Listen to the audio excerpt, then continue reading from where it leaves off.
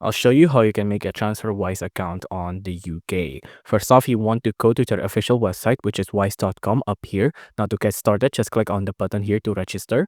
Now once to register, enter in your email address. I'm just going to put in a temporary email address here, but for your case, you might want to use your actual personal email address and or business email address. Now just click on next. Now once here, you'll have to check your email address so that you can confirm your email address. Let's just wait for it to arrive. Now, if you go ahead and check on your inbox, this is what the email will look like. Just click on this button to confirm the email address. Now you can see email is confirmed. We can continue. Let's continue on. Now on to continue on here, just make a personal account. But if your account, if you want to be a business account, but it isn't available in your currently country, just make a personal account. Now on here, this is the most important part. We want to make a account in the UK, right? So just search up UK, the United Kingdom. United Kingdom, there it is. Just click on continue.